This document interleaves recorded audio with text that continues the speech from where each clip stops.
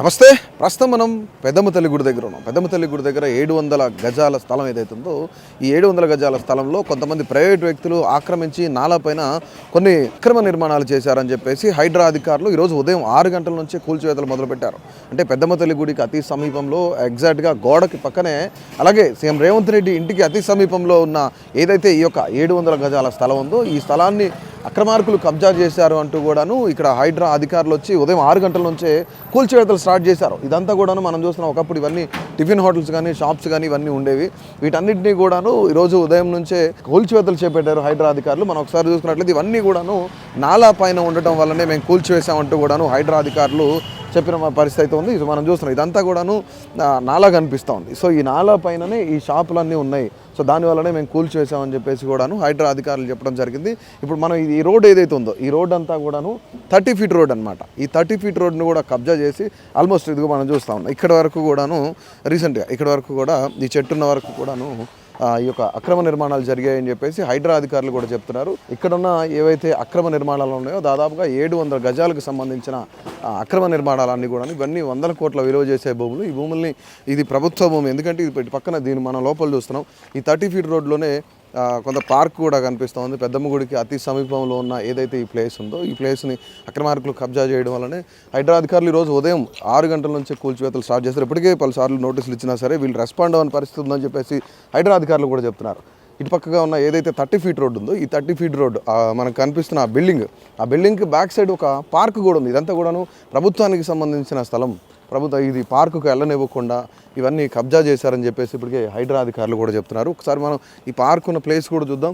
ఎందుకంటే పెద్దమ్మ గుడి ఏదైతే ప్రహరీ గోడ ఉందో ఆ ప్రహరీ గోడను ఆనుకుని ఉన్న ప్రాంతంగా మనకు చూడవచ్చు. మనం ఈ ప్రాంతం అంతా కూడాను ప్రభుత్వానికి సంబంధించిందే. ఇదంతా వాకింగ్ కానీ మార్నింగ్ ఇవన్నీ చేసుకోవడానికి అని చెప్పేసి ఇక్కడ ఒక పార్క్ని ఏర్పాటు చేస్తున్నారు. అంటే ఇదంతా శిథిలావస్థలో ఉన్న పార్క్ మనం చూస్తా ఉన్నాం. ఇది ఒక పెద్ద నాలా కనిపిస్తుంది ఇక్కడ మనకి.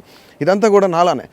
వీటన్నిటిని కబ్జా చేసి ఇట్లా అక్రమార్కులందరూ కూడాను ఇలాంటి నిర్మాణాలు చేపడుతున్నారు. ఏదేమైనా సరే రాష్ట్ర వ్యాప్తంగా ఎక్కడ అంటే ఇప్పుడు జిల్లాలకు కూడా హైడ్రాని తీసుకెళ్లే పరిస్థితి ఉంది అని చెప్పేసి హైడ్రా అధికారులు కూడా రీసెంట్గా మనం చూసాం.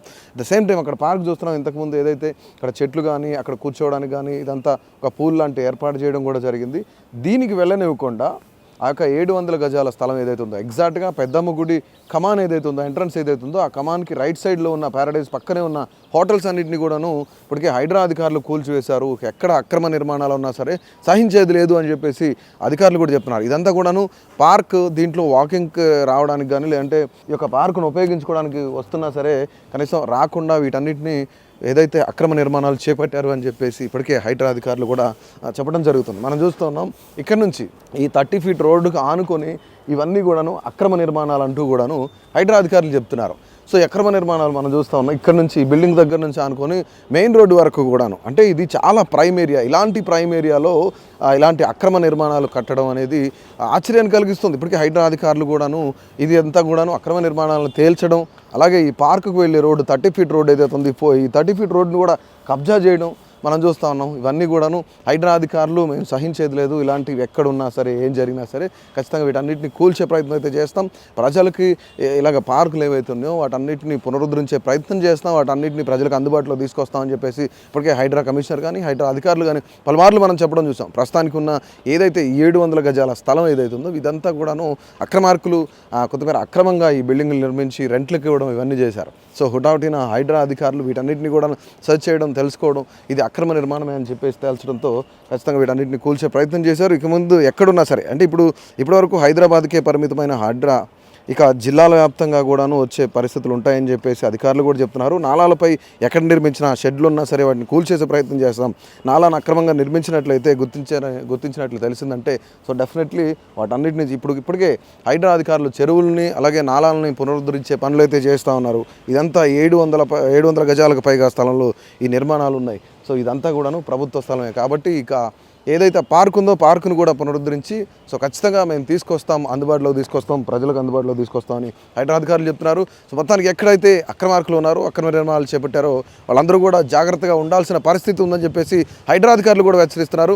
ఇక ఈ హైడ్రాని కేవలం హైదరాబాద్కి పరిమితం చేయకుండా తెలంగాణలో ఉన్న జిల్లాలన్నింటిలో కూడా జిల్లా హెడ్ క్వార్టర్స్ అన్నింటిలో కూడాను ఇప్పటికే కూల్చివేతలు కూడా మొదలుపెట్టారు.